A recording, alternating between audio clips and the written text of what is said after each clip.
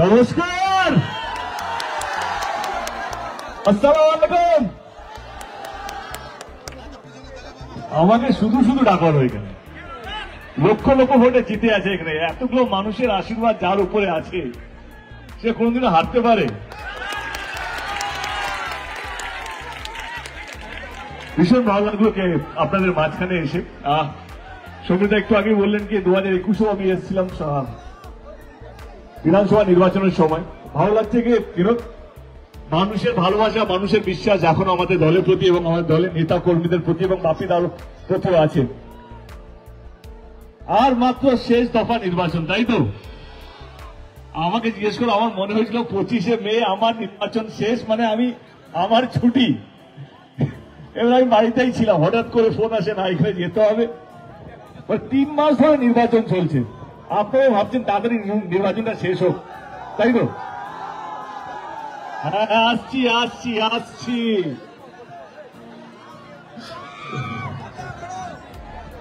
এই সৌমিলদার বাপিদাও জানতেন নাকি এত লোক আসবে, সব জায়গা থেকে ঘুরে আসতে হবে। আপনাদের এখানে হ্যাঁ, আপনাদের এখানে 1 জুনে নির্বাচন, তাই তো? আমি বলবো নাকি আপনারা কাকে ভোট দেবেন, নিশ্চয়ই দেবেন বলে এখানে এসছেন, তাই তো? আগে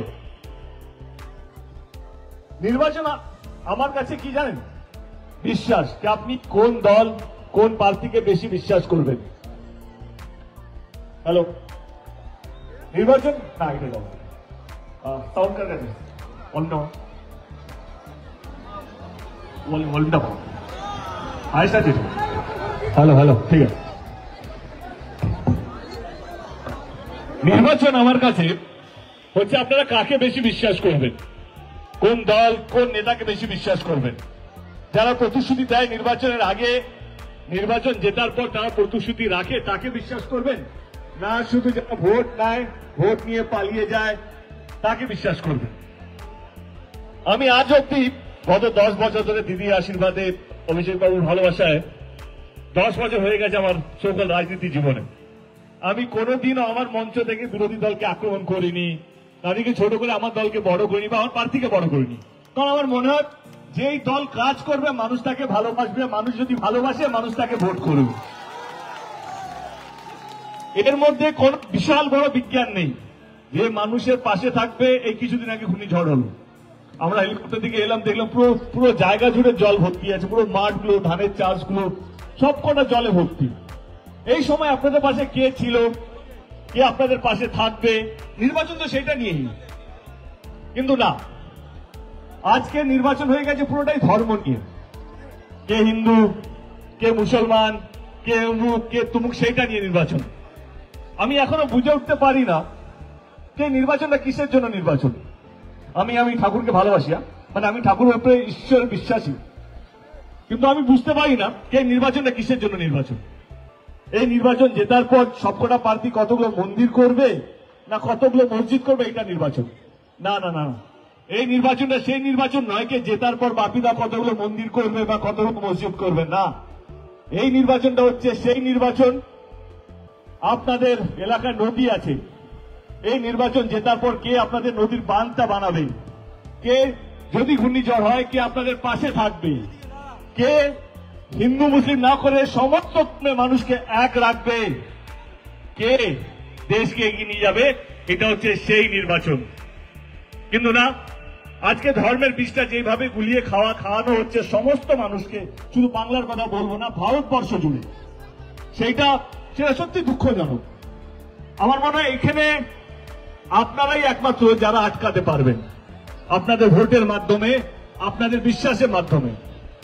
এবার চলে আসি বিশ্বাস, কে কথা দিয়েছে, কে কথা রাখবে। আমি ঘাটাল থেকে দাঁড়াই, আমার এখনো মনে আছে কে 2014-তে আমি বলেছিলাম ঘাটাল লোকসভা কেন্দ্রে ঘাটাল মাস্টার প্ল্যান হবে। আমি 10 বছর সাংসদে প্রতিবার বলেছি, কিন্তু কেউ কথা রাখেনি। 2024-এ দিদি কথা দিয়েছেন কি ঘাটাল মাস্টার প্ল্যান হবে, এবং বিশ্বাস করুন 4 জুনে মানুষ কতটা দিদিকে বিশ্বাস করেছে সেই রেজাল্ট আপনারা দেখতে পাবেন জেতার পর। কিন্তু আজকে কার কথা আপনারা বেশি বিশ্বাস করবেন? আমার এখনো মনে আছে, আপনাদেরও মনে হবে যে 2014 আগে কেন্দ্র সরকার আসার আগে তারা কথা দিয়েছিলেন আপনাদের প্রত্যেকটা অ্যাকাউন্টে 15 লক্ষ টাকা করে আসবে, এসছে না? ওনারা বলেছিলেন প্রত্যেক বছর 2 কোটি চাকরি দেবে, দিয়েছে? 2 কোটি চাকরি তো দূরের কথা, আপনারা শুনলে অবাক হবেন যে দেশে আজকে চাকরির অবস্থা স্বাধীনতার পর সবচেয়ে খারাপ জায়গায় দাঁড়িয়ে আছে 2024-এ। তারা কথা দিয়েছিলেন যে গ্যাস সিলিন্ডারের দাম হবে 400 টাকা যদি ওনারা কেন্দ্র সরকারে আসে। আজকে সেই গ্যাসের সিলিন্ডারের দাম হচ্ছে 1200 টাকা, জেতার পর যদি ওরা কেন্দ্র সরকারে আবার ফেরত আসে 300 টাকা করে বাড়িয়ে দেবে, সেটা 1500 টাকা হয়ে যাবে। তারা কথা দিয়েছিলেন যে 40 টাকা করে ডিজেল, 50 টাকা করে পেট্রোল হবে। আজকে সেই ডিজেল সেই পেট্রোলের দাম 100 টাকা 110 টাকা হয়ে গেছে। তো এইখানেই হচ্ছে আপনাদের কাজকে, যারা ভোট জেতার আগে প্রতিশ্রুতি দেয়, জেতার পর একটাও প্রতিশ্রুতি রাখতে পারে না, তাদেরকে বলবেন আর না আর না। এবারে আমাদের সরকারের কাজ বলি, কথা বলি। যদি 2021-এ নির্বাচন আমি প্রচার করতে এসেছিলাম পাথপ্রতিমাতে, আমরা বলেছিলাম যে বিরোধী দল তখন বলেছিল এই লক্ষ্মীর ভান্ডারটা লক্ষ্মীর ভান্ডার নয়, ঢপের ভান্ডার। এই লক্ষ্মীর ভান্ডার আমাদের দেশে সম্ভবই না, আমাদের রাজ্য তো দূরের কথা। কিন্তু না, আপনারা আমাদের দল, আমাদের নেত্রী, আমাদের অভিষেককে বিশ্বাস করেছিলেন, আমাদের প্রার্থীকেও বিশ্বাস করেছিলেন, এবং প্রথমবার তৃণমূল কংগ্রেস 200টার বেশি আসন পেয়েছিল, এবং দিদি দ্বিতীয়বারের মুখ্যমন্ত্রী হওয়ার সঙ্গে সঙ্গে 6 মাসের মধ্যে এই লক্ষ্মীর ভান্ডার প্রকল্পটা বাস্তবিক করেছিল। এবং যেই লক্ষ্মীর ভান্ডারটা 500 টাকা দিয়ে শুরু হয়েছিল, আজকে সেই লক্ষ্মীর ভান্ডারটা 1000 টাকা এবং 1200 টাকা পাওয়া যাচ্ছে। তো আপনারা কার গ্যারান্টিকে বিশ্বাস করবেন? কাকে বেশি বিশ্বাস করবেন? হ্যাঁ, এইটাই হচ্ছে কথা।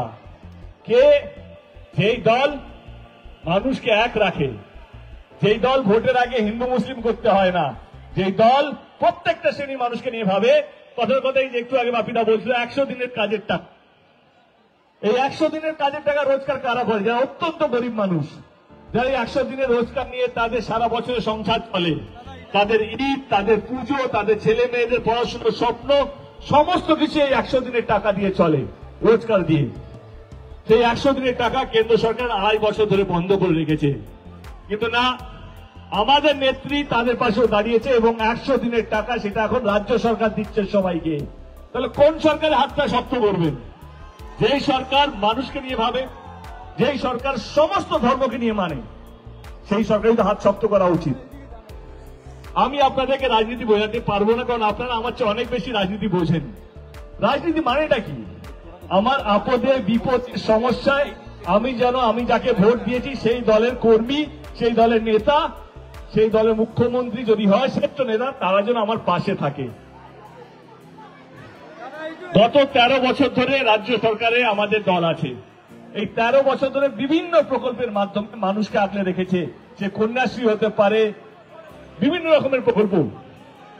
এটুকু আবেদন করবো যে 1 মে 1 জুন আপনাদের এখানে নির্বাচন, আপনাদের প্রত্যেকটা ভোট যেন উন্নয়নে নিয়ে যায়,